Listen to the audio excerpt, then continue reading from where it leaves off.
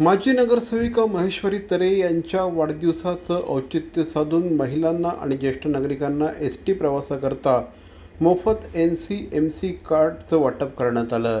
शिवसेना उपनेते माजी आमदार स्वर्गीय अनंत तरे यांनी सुरू केलेली समाजसेवेची परंपरा पुढे नेत दरवर्षीप्रमाणे यंदा देखील शिवसेना उद्धव बाळासाहेब ठाकरे पक्षाच्या ठाणे जिल्हा महिला उपसंघटक आणि माजी नगरसेविका सौ महेश्वरी संजय तरे यांच्या वाढदिवसानिमित्त प्रभागातील महिलांना आणि ज्येष्ठ नागरिकांना ST प्रवासाकरता मोफत NCMC स्मार्ट कार्डचं वाटप सोमवारी 24 तारखेला त्यांच्या घरासमोर करण्यात आलं. मोफत वह्या वाटप कार्यक्रमाची सुरुवात मान्यवरांच्या हस्ते छत्रपती शिवरायांना पुष्पहार अर्पण करून करण्यात आली.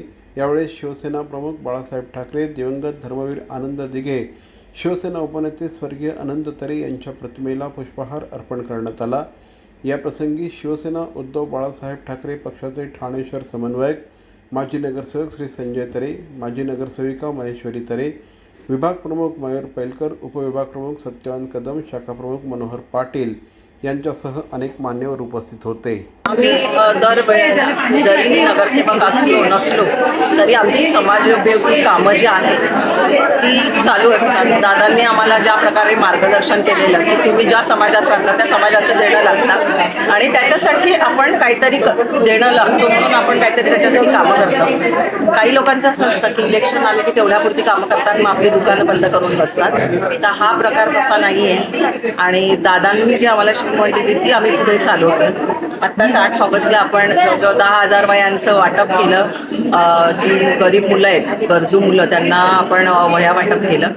तर आज आम्ही ॲक्च्युली माझ्या वाढदिवसाला आम्ही छत्री वाटप करतो, परंतु आमचीच कार्यकर्ती नंदा कोथळे तिने ही मशीन घेतली.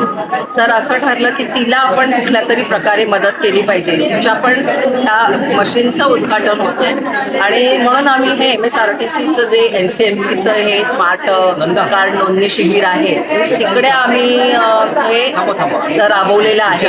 आणि आज जेवढी लोक येणार तर तिचे वरचं जे शुल्क आहे त्यांचं 250, 240 वॉटेवर ते आम्ही स्वतः पेड करणार आहोत. आणि आज ज्यांना 6च्या आतमध्ये जेवढी लोक येतील त्यांचे जे पैसे सगळे आहेत ते आम्ही पेड करणार आहोत. आणि त्यांचा OTP आला की 10 ते 12 दिवसात OTP आला की त्यांचं कार्ड आम्ही त्यांना देणार.